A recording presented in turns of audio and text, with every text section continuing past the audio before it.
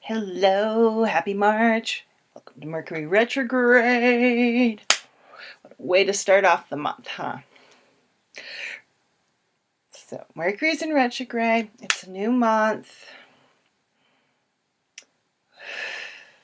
Just let whatever happened in February fade away.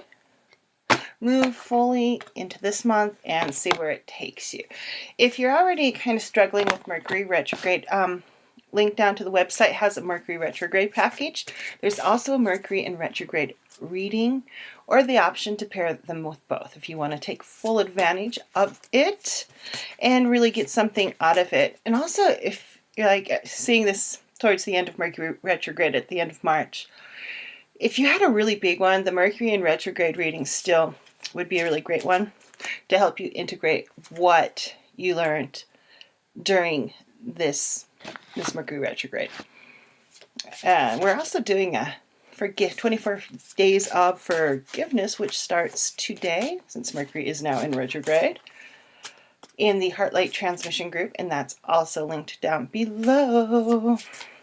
That's if you're watching this on YouTube. If you're watching this in the email letter, it's not linked below. That's only for you YouTube people. So I've had some confusion on that in the past, so just want to make sure. I am in the land. I'm filming this. It's snowing again. There's already it's got to be about, we're pushing 2 feet at this point. Just got to be. There's a ton of snow out there. And plus it's been really cold, which has also been kind of just really not fun. I like sub-zero kind of stuff. And in Fahrenheit, so sub-zero is even colder than like sub-zero on Celsius. Let's get into the reading. Let's find out what March holds for us. And Mercury in retrograde's pretty much, it's like we start March in the shadow.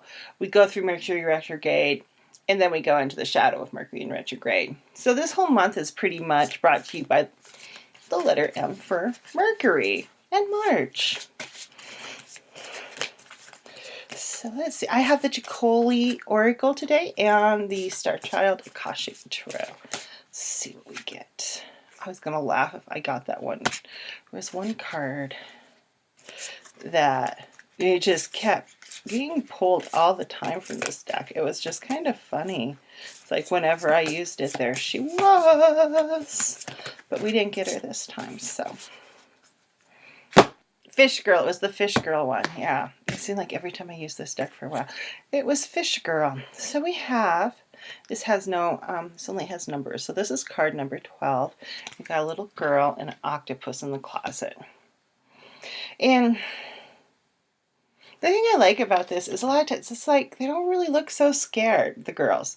It's like, is she just like, what's in my closet? Or is she like trying to think of, how do I get it back in the closet? How do I hide this from my parents? Ooh. So what's in the closet? As we're heading into the first day of Mercury in retrograde, what's in the closet? What are you trying to just keep that door shut and the tentacles are trying to get out and tell you something? Maybe you need to open that door. Maybe you need to like stand there with like this girl and be like, contemplate it as opposed to try and shove that door shut. There's really this strong feeling of what do you need to bring out? What are you not listening to? And that's kind of why I started the forgiveness, the 24 days of forgiveness in the Heartlight Transmission group. Because there's this strong energy of release, and forgiveness is one of the easiest ways I know to let go of stuff in a really, really nice, kind, compassionate way. Forgive you, I love you, I'm sorry, or loving kindness medications where I hold this in loving kindness. Very similar things, different wordings, but they really have the same, what's the word I'm looking for? The same end. That's the word I'm looking for. The same end. They really just take you to the same place via a different manner. And that's kind of what this is. It's like, what do you keep shoving back in that closet that you need to let go of, that you need to open up, let it out, do some forgiveness work around it, and wave bye-bye. Stop feeding it. If your monster in the closet isn't frickin' all that in a bag of chips, if it's not the best monster you've ever had that you really like, then maybe you need to set it free and stop feeding it your energy. Because when you start to disengage with that stuff, you realize how much, and I do mean how much energy, it sucks up. It sucks up a ton of energy. Man alive.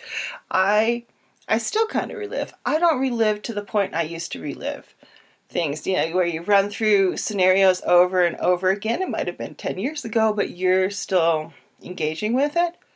When I stopped doing that, I realized how much freaking time it took. How much freaking time and energy. Oh my God, so much energy went into that. Pathetic. Sad and pathetic in a way, but at the same time, that's where I was. That was kind of a mechanism. I wish I could have said it this way. I'd run through these different scenarios. And when I stopped feeding those scenarios, when I stopped engaging in that way with my past, when I let that monster out of the closet and worked with it, wow, so much more energy. Oh, it was just amazing. And I tended to do it right before I went to bed, because I'm trying to fall asleep.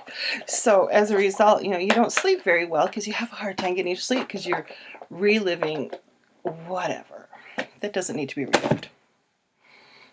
So let that monster out. See what it has to say. Maybe it has something really cool to tell you and you don't even know it. Because sometimes those monsters and those shadows can hold a lot of wisdom that gets ignored because it's in the shadow and it's not the light, and its shadow is bad, it's negative. And you really need to look at your shadow as part of yourself and not a negative. All those things that are considered negative emotions, I always like to think of them as challenging or difficult emotions these days. They're not negative, they're part of you. It's part of the human experience, not being perfect. Forget perfect. That's another thing that's kind of been coming up, the whole perfection thing. You're not perfect. You're never going to be perfect. Perfect doesn't happen, so don't wait for it to happen. Just be you. Be your imperfect self. Imperfect is your superpower. Yeah, it's like Helena Bonham Carter said, perfection is overrated and imperfection is underrated. I really believe that. It's like nothing's perfect. It's not going to be. There's always going to be something imperfect about it. So if you keep waiting for perfect to happen in your life, it's not going to. It just isn't going to happen. And why go there? Bring out your imperfect wonderfulness into the world. Because believe me, far from perfect. Very far from perfect. I'm still adding web pages to my current new website. I'm like, aim for one a week, maybe by next year. It's like, what has to be up? That's what I got up. Then I'm kind of like, what needs to be added? Okay, this needs to be added. And it's also given me a chance to, instead of trying to be perfect from the get-go with that new website, it gave me the chance to look at, why do I have this offering? What offerings need to go away? What offerings do I want to keep? So it also gave me more clarity, which is something we're also looking for, and we think we'll find in perfection. But perfection just makes things more muddy, I find. It's like when I start obsessing over a bit of a painting, I know I gotta walk away. I gotta put it away for a couple hours, or even like a day or a few weeks, a month, till I can walk back to that piece of art that I'm working on and see it with fresh eyes. And see that what I was obsessing over as not being perfect is freaking fine. Okay, let's get 2 cards. Okay. So, put these away so things don't cascade. So this month we have the 9 of Crystals. Oh, and I was very expansive. And then we got the 5 of Cups. So, okay, so 9 of Crystals. Where do you have this really, really abundant, fulfilled feeling going on in your life? Doesn't matter where it is. If it doesn't seem money related, I don't care. Where is that abundance coming from? Where is your feeling of wealth, prosperity, big juicy, yes, fives coming from in your life? That's what you want to look for. And that is what the Nine of Crystals is bringing in. The Nine of Crystals is reminding you to move from that big juicy area. To move from a place of abundance, of knowing, of being willing to work with your shadows, your monsters in the closet, see what they have to say instead of trying to shove them back in. Because I feel like that's a reminder to work with the abundance. Because if we don't, we got the Five of Cups also, which is if you shove that monster back in, this is where you're going to go. You're going to end up in this place where you're feeling a lack of love, lack of everything. You're going to be working from that space of, I don't have this, I don't have this, I'm not ready, it's not perfect enough, it's not. And we don't want to go down that path of nots. I always like how all the cards that are kind of like the negative connotation cards in this one have a very expansive feeling to me. This makes me want to go find out what's in those cups. What fell out of that cup that got kicked over?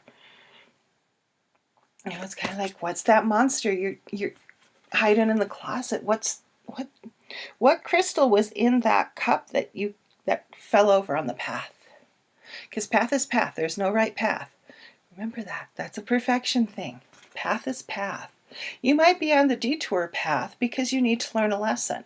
You might be on the straight arrow path because you went on enough detour paths to learn the lessons that you need to bring in your magic, that you are your creative, abundant self. And that's really, really super awesome of bringing that in with the Nine of Crystals. Yeah, it's effortless. It's just, yeah, I'm magic. Boing! I can do this because I believe in myself. I believe that my imperfection can help me figure out what that dude in the closet has to tell me. Because if I don't listen to that dude in the closet, I'm going to feel this lack of what I can't find within myself, within imperfection, as opposed to perfection. That's a powerful place to end up. That is empowerment, not being imperfect is empowering. Striving for perfection, not so empowering. And there's a difference between being imperfect and crappy work. You don't want to go for crappy work, but good work is not necessarily perfect work. It's where it feels good, where it feels that it meets your needs, it's meeting the needs of your life. So if you start walking down this path, that monster is going to be there. That monster, when you pick that cup up that's right here, where'd it go? Right there. It's going to pop out of that cup and say, hi. This little dude coming out of the closet with its tentacles going to be popping out of that cup instead of a crystal. But if you go for this Nine of Crystals energy of, okay, I've got this monster in my closet. Hi, monster. How are you doing, monster? Let's talk. Let's find out and engage with yourself, or whatever form that monster is taking shape as. This is going to feel a lot better. This is going to feel like a journey down a road of exploration, as opposed to, oh my God, there'd be monsters in that. There would. So find your abundance. Find what fills you up. Practice gratitude. Do some forgiveness work. Join us in the Heartlight group if you want for that 24 days of forgiveness that we're doing to help support you if you want. But it's in those practices that fill you up, that find ways to work through things with compassion, kindness, empowerment. That's where you want to go with this. And I don't have the affirmation card, so I'm going to grab us an affirmation card. And it's not like you'd ever know that I left, but I don't know why I feel compelled to feel like I have to go get the affirmation cards. Okay, let's get us a card.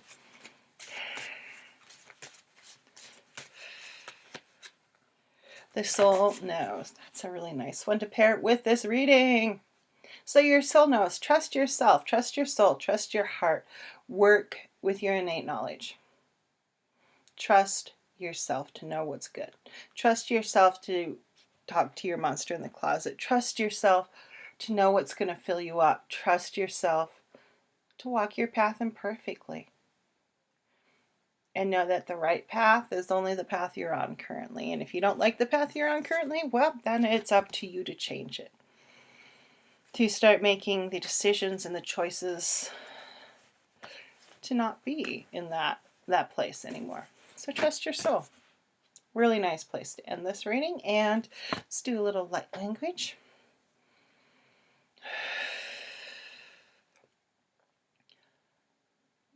Oda pedi galas no shi petra e kaminiana kidney galasish mani arab heke. Hinakada ishini kunemira he. Shonak haha hikine uisimu och. Echa ekane shumelani. Kenabada ashishishaha homikita hi. Harine hi.